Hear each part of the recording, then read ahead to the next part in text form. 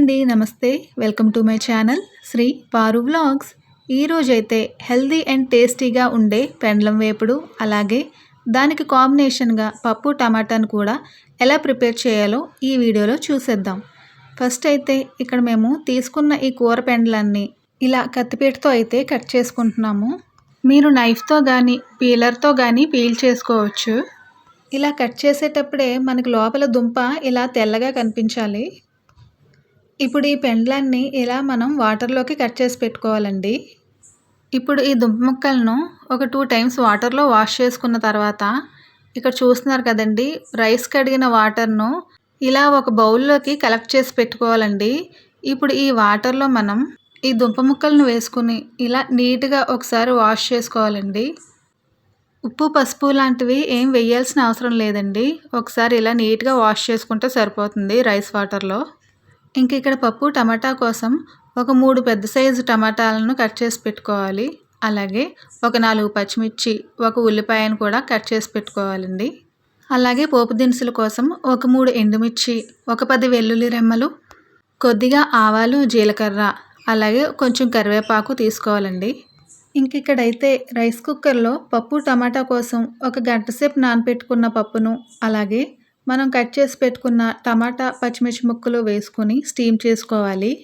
First అయితే ఈ పెండలం ఫ్రై కోసం ఒక ప్యాన్ పెట్టి ఆయిల్ వేసుకొని, ఈ ఆయిల్ హీట్ ఎక్కిన తర్వాత మనం నీట్‌గా వాష్ చేసి పెట్టుకున్న ఈ పెండలం ముక్కలు వేసుకోవాలి.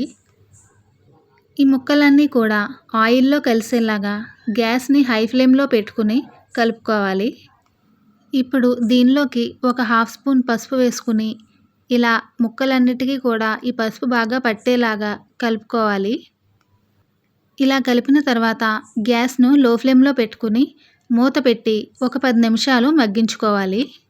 ఇప్పుడు ఈ ఫ్రైలోకి మసాలా కోసం ఒక మిక్సీ జార్ తీసుకుని ఒక 2 స్పూన్ల ధనియాలు, 1 ½ స్పూన్ గసగసాలు, ఒక స్పూన్ జీలకర్ర, ఒక 10 ఎండుమిర్చి, కొద్దిగా సాల్ట్ వేసుకుని మిక్సీ పట్టిన తర్వాత దీనిలోకి అల్లం ముక్కలు, వెల్లుల్లి వేసుకుని కొద్దిగా వాటర్ వేసుకుని మెత్తగా పేస్ట్‌లా చేసుకుని ఒక బౌల్‌లోకి తీసి పక్కన పెట్టుకోవాలి.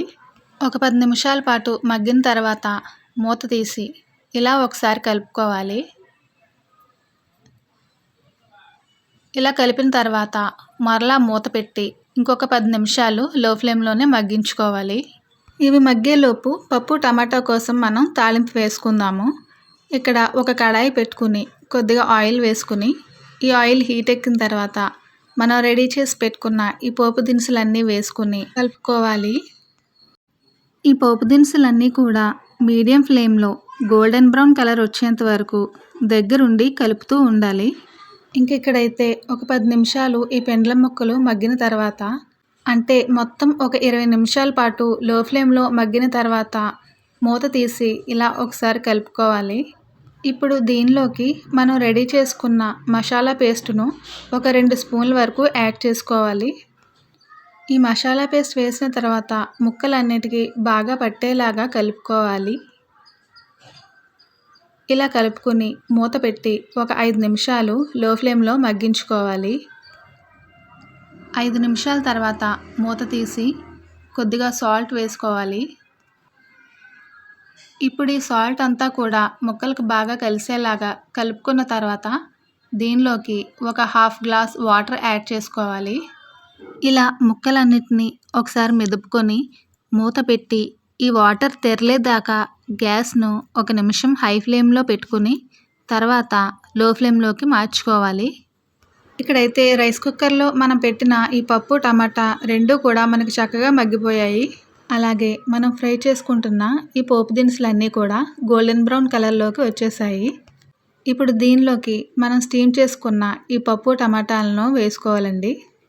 ఇప్పుడు ఈ పప్పు, పోపు దినుసులు రెండూ కూడా బాగా మిక్స్ చేసుకొని దీనిలోకి ఒక 1/2 స్పూన్ సాల్ట్, అలాగే ఒక 1/2 స్పూన్ పసుపు, ఇంకా ఒక 1/2 గ్లాస్ వాటర్ వేసుకోవాలి. ఈ పసుపు, ఉప్పు రెండూ కూడా మనకి బాగా కలిసేలాగా మిక్స్ చేసుకున్న తర్వాత మూత పెట్టి ఒక 10 నిమిషాలు మీడియం ఫ్లేమ్‌లో ఉడికించాలండి. ఇక్కడైతే వాటర్ వేసిన తర్వాత ఈ పెండలం ఫ్రైని 5 నిమిషాలు మనం లో ఫ్లేమ్‌లో మగ్గించుకున్నాం కదా! ఇప్పుడు మూత తీసి మీ టేస్ట్‌కి తగ్గట్టుగా సాల్ట్ సరిపోయిందో లేదో చూసుకొని మరలా మూత పెట్టి ఇంకొక 5 నిమిషాలు మనం లో ఫ్లేమ్‌లో ఉడికించాలండి. 5 నిమిషాల తర్వాత చూస్తున్నారు కదండీ! ఈ పెండలం ఫ్రై మనకి దగ్గర పడింది. ఇప్పుడు దీనిలోకి ఇందాక మనం పోపు దినుసులు ఫ్రై చేసుకున్నాం కదా! దానిలోంచి కొద్దిగా కరివేపాకుని తీసుకొని ఇలా గార్నిష్ చేసుకుంటున్నాము. వెజ్ అయినా, నాన్ వెజ్ అయినా ఏ ఫ్రైలోకైనా ఇలా కరివేపాకు వేసుకుంటే దాని యొక్క టేస్టు అలాగే అరోమా కూడా చాలా బావుంటుంది. ఇంకా ఈ పప్పు టమాటా 10 నిమిషాల పాటు మీడియం ఫ్లేమ్‌లో ఉడికిన తర్వాత మూత తీసి ఒకసారి మీ టేస్ట్‌కి తగ్గట్టుగా సాల్ట్ సరిపోయిందో లేదో చూసుకొని ఫ్లేమ్ ఆఫ్ చేసుకోవడమేనండి.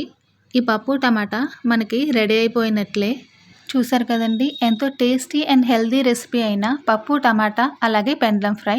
ఈ 2 కూడా one of my favourite recipe అండి. మీకు కూడా ఈ రెసిపీస్ నచ్చినట్లయితే మా వీడియోకి ఒక లైక్ ఇచ్చి మా ఛానల్‌ని సబ్స్క్రైబ్ చేసుకోండి. Thank you.